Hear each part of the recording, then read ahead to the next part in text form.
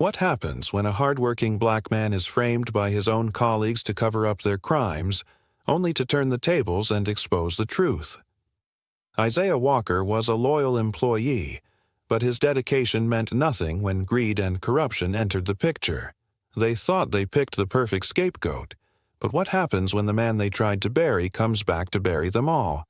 Stay tuned, because this is a story of betrayal, revenge, and how one man proved that the truth always wins. Before we continue, make sure to like the video and subscribe the channel so the community can grow, and we can bring you more stories like this. Now, let's get into it. It was supposed to be just another ordinary Tuesday at Lexington Plaza. The sun hung low behind the glass skyscrapers, casting streaks of orange across the city's polished skyline. Inside Grant & Beckman Financials, the air smelled of stale coffee and printer ink.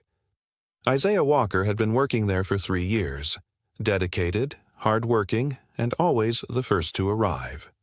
As one of the few black employees in the entire firm, he knew he had to work twice as hard just to get half the recognition. But Isaiah didn't complain. He kept his head down, did his job, and believed that one day all that hard work would pay off. That belief shattered at 10:42 a.m. It started with the whispers. Soft murmurs rippling across the office floor like a brewing storm. Isaiah noticed the way eyes darted in his direction, pity in some, suspicion in others. He brushed it off, convincing himself he was imagining things. Then the email came in. Subject: Urgent meeting. Conference room B from HR department. Isaiah's heart skipped a beat. He glanced around the office, hoping to catch someone's eye, to find reassurance. Instead, heads quickly turned away. Something was wrong. By the time he reached the glass-walled conference room, his palms were slick with sweat. 2 HR representatives sat stiffly on one side of the table. Across from them was Mr. Langston, the company's head of security, a wiry man with cold blue eyes. "Have a seat, Mr. Walker." The formality in their voices made Isaiah's stomach clench.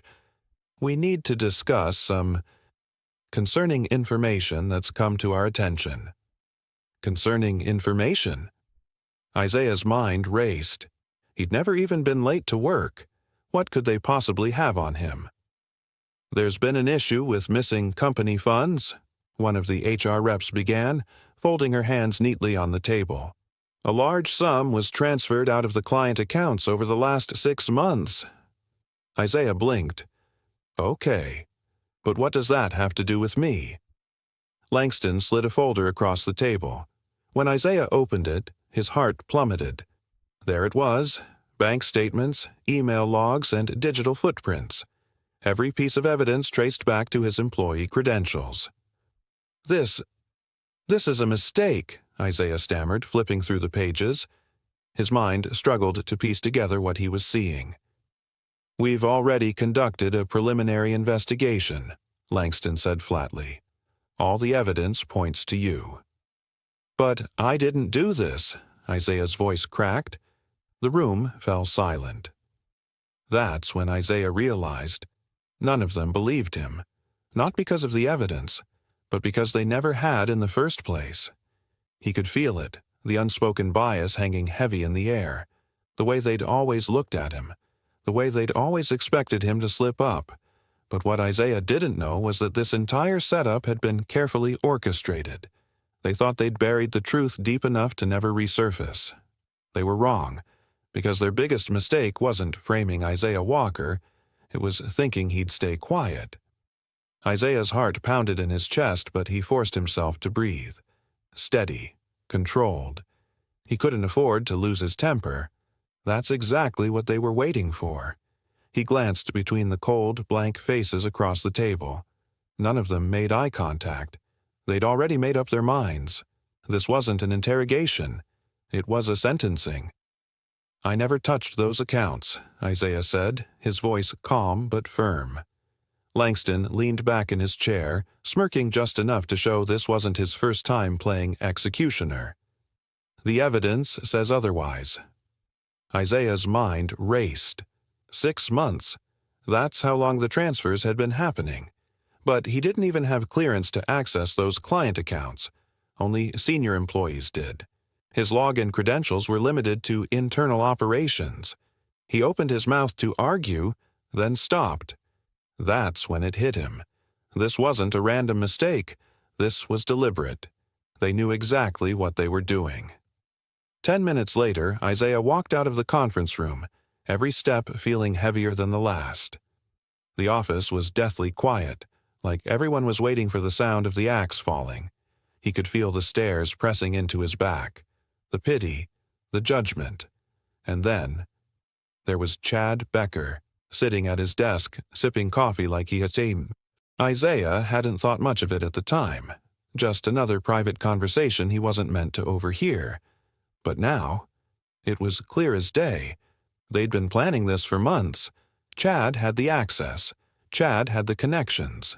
Chad knew exactly how to cover his tracks, by making Isaiah the perfect scapegoat. The worst part? They never expected him to fight back. By 3 p.m., Isaiah was escorted out of the building under the watchful eyes of security. His desk was already cleared, his name wiped from the company directory. It was like he never existed. But what they didn't know was Isaiah had already started digging. He still had one piece of leverage they hadn't accounted for: the truth. Isaiah sat in his cramped one-bedroom apartment, the walls closing in tighter with each passing hour. His mind refused to rest. Every headline flashing across his phone made him sick. Grant and Beckman employee under investigation for embezzlement. Company whistleblower caught in 6-month fraud scheme. Trusted employee betrays firm. They were painting him as a criminal before the investigation had even started. He could feel his entire life crumbling beneath him. But they underestimated one thing. Isaiah wasn't built to fold.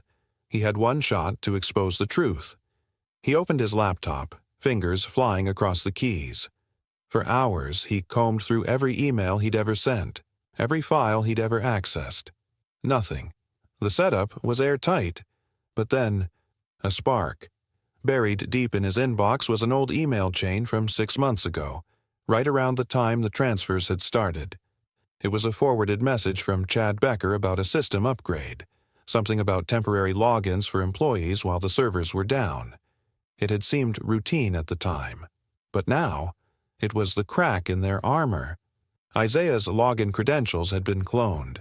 The temporary logins were just a smokescreen, a perfect cover for someone with access to high-level client accounts. And the only people who could authorize those logins? Senior brokers like Chad Becker. 3 hours later, Isaiah sat in his car across the street from Grant and Beckman's offices, watching employees filter out one by one. He wasn't waiting for just anyone.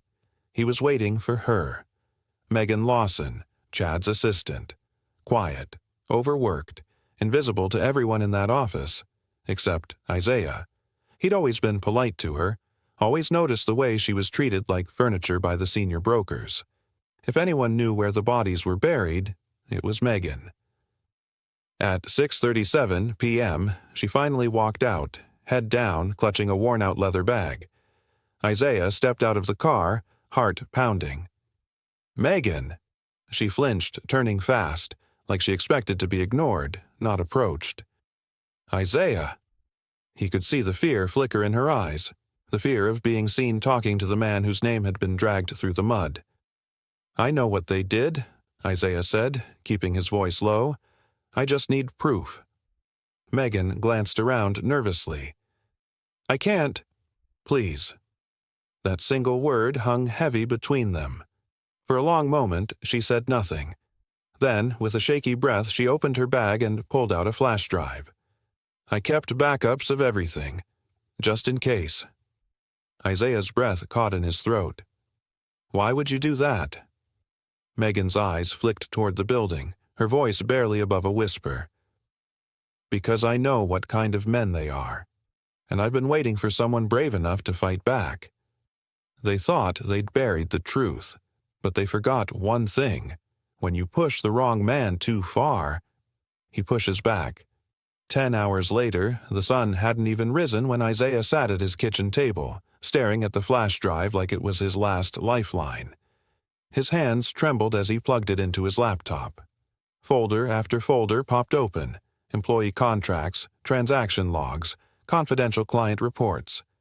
It was everything Megan had backed up from the company's servers. His eyes scanned each file, heart pounding in his ears. Then he found it. Access logs, 6 months prior. Buried under layers of encrypted data was exactly what he'd been searching for: a list of every employee login that had been used during the missing fund transfers. But here's where Chad and his crew got sloppy. They cloned Isaiah's credentials, but forgot one crucial detail. Every system login recorded the device ID behind it. While Isaiah's name appeared on the access logs, the logins came from machines he'd never used, desktops assigned to Chad Becker, Adam Holt, and Peter Langston. Isaiah leaned back in his chair, heart racing. They had hung him out to dry, but left fingerprints all over the crime scene. 6:12 a.m.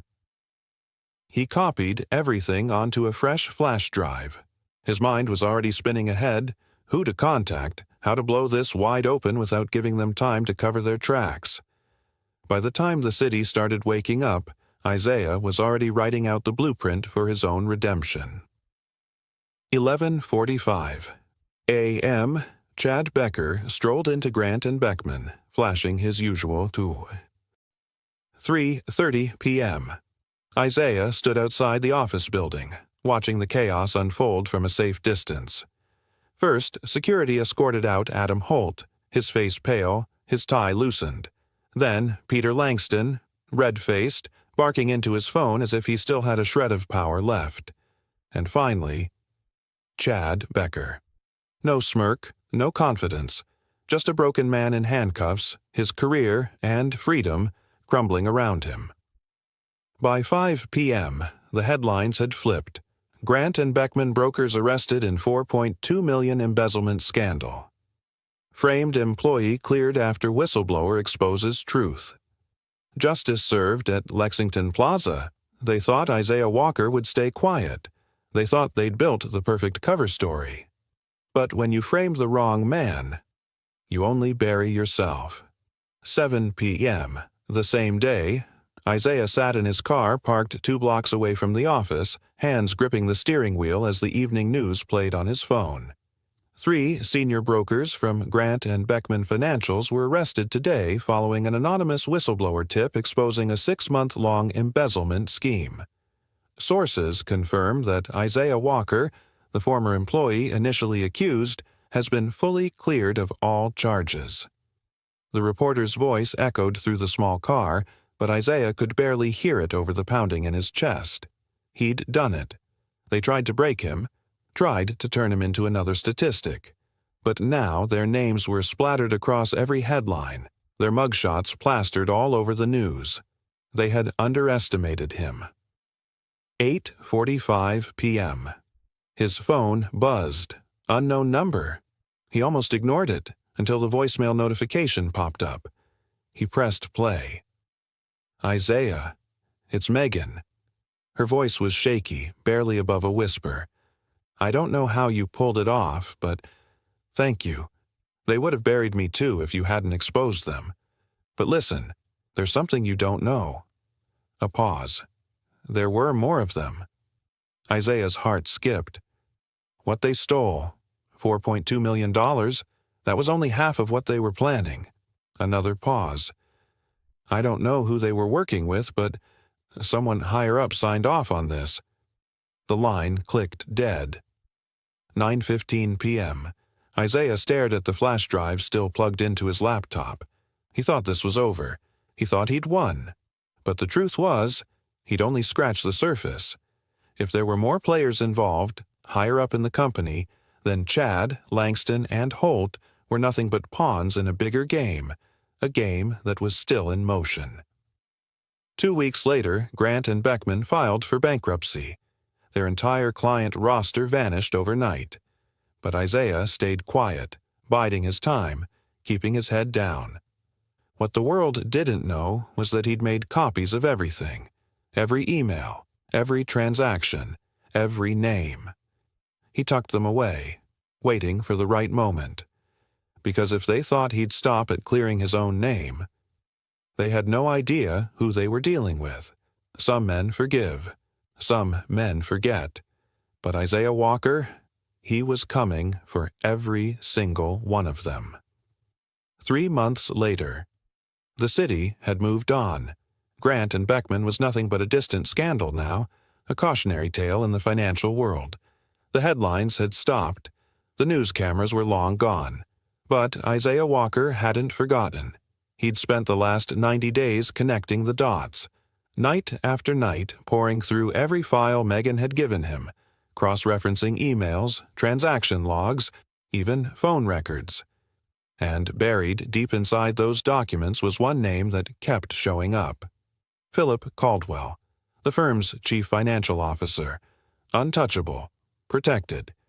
He was the kind of man who never got his hands dirty, pulling the strings from behind closed doors while others took the fall. The real mastermind. 11:27 p.m. Isaiah sat alone in his apartment, the glow of his laptop screen casting shadows across his face. He had everything now: bank accounts in offshore countries, shell companies tied to Caldwell's name, secret wire transfers hidden behind fake charities. It was bigger than anyone had realized. Over $10 million stolen across 2 years. But Isaiah didn't just want to expose him.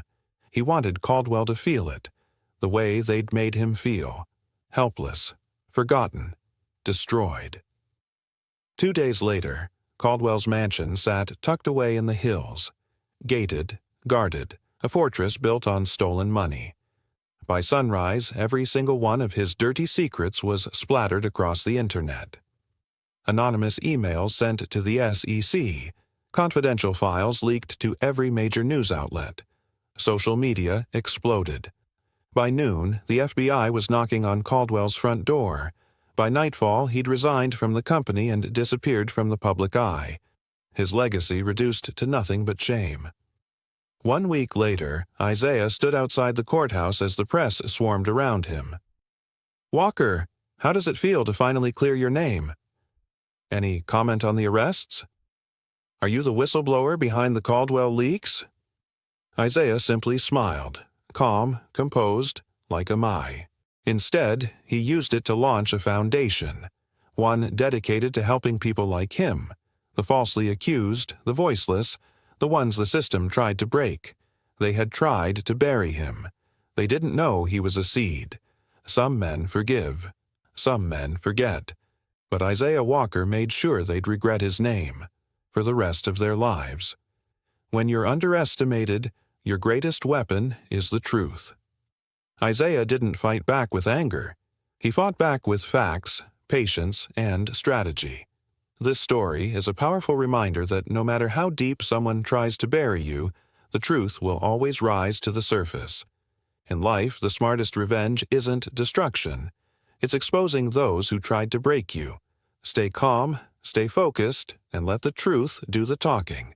Make sure you like the video, subscribe to the channel, and turn on post notification to be the first to know when interesting and lesson-packed stories like this one drop.